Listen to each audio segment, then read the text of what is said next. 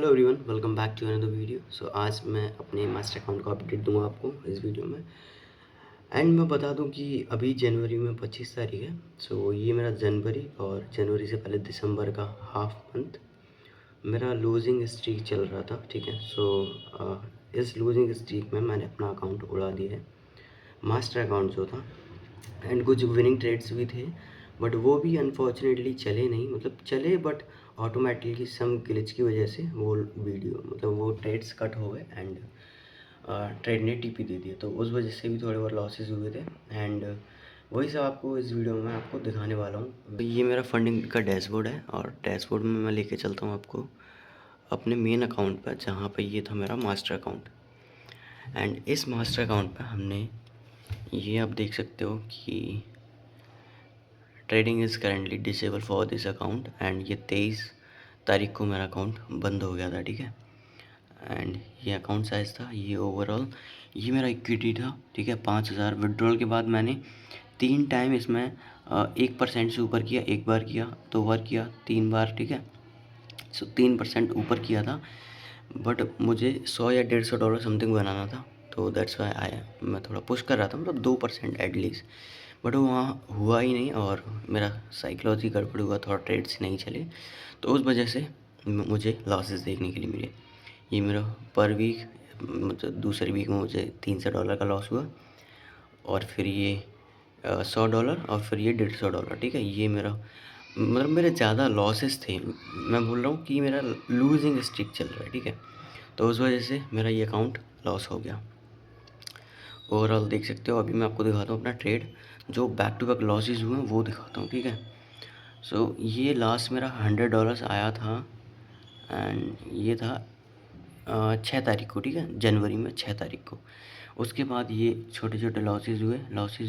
ये break even cut हुआ, losses, break even means कि 1 या 1.5% समथिंग मिल रहा था, उसके बाद वो जाके ब्रेक इवन हिट हुआ। ठीक है।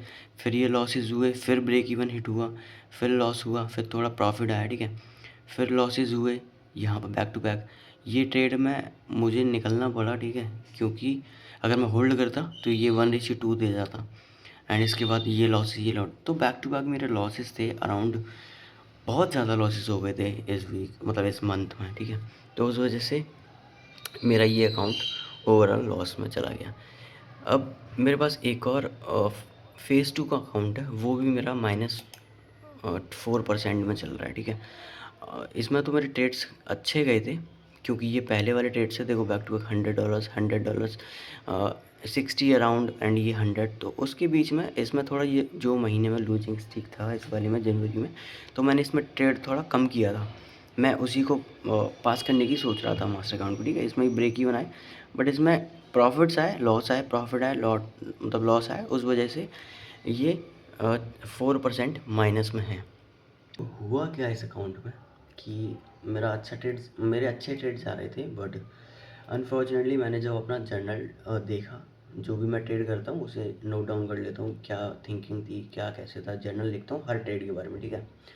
तो मैंने देखा कि मैं मिस्टेक कर रहा हूँ कि मैं अपने सेटअप में ही घुस रहा हूँ, बट सेटअप बनने से थोड़ा पहले घुस जा रहा हूँ। ठीक है। मतलब कि सेटअप नहीं है प्रॉपर, फिर भी मैं कहीं ना कहीं घुस रहा हूँ।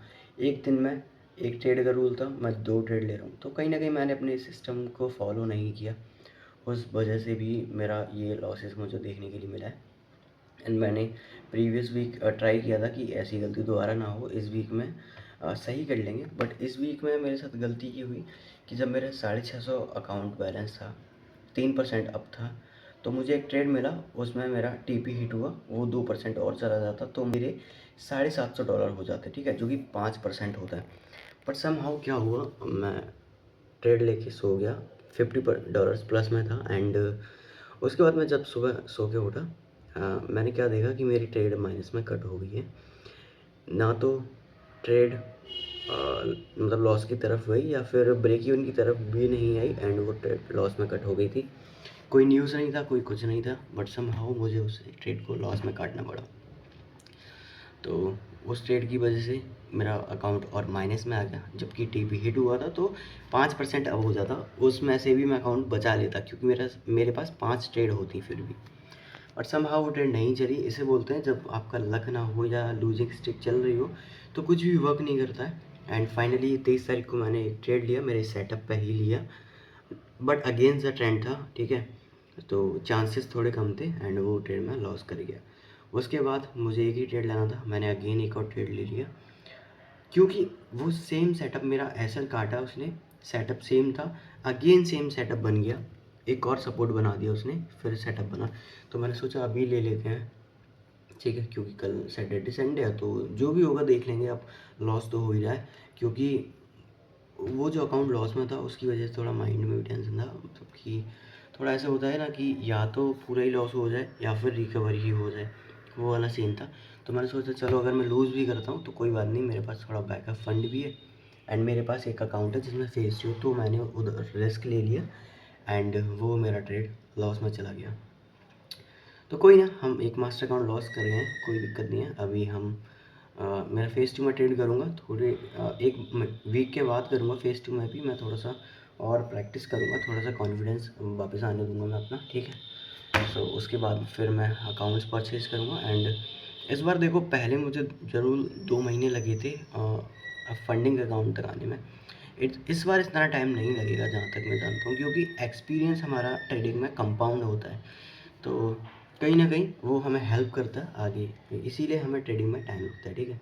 सो उस वजह से देखते हैं, जब भी स्टार्ट करूँगा, बट जल्दी ही कर लेंगे, आई होप सो कि जल्दी कर लेंगे एंड हम लोग फिर अपने जो अकाउंट हैं उनको भी बड़े अकाउंट परचेज़ करेंगे एंड मैं ट्राई करूँगा कि इस साल के एंड तक मैं एटलीस्ट 500 के की फंडिंग अचीव करूँ, 500 के डॉलर्स, ठीक है, $500,000 की फंडिंग अचीव करूँ एंड फिर हम लोग अच्छे खासे पे आउट्स भी बनाएंगे, ठीक है। सो ठीक है, आज की वीडियो में इतने रखते हैं एंड कुछ और भी कोई अपडेट होगा तो मैं वीडियो बना दूंगा, ठीक है। सो थैंक्स फॉर वॉचिंग, अब मैं मिलता हूँ अपनी नेक्स्ट वीडियो में, बाय।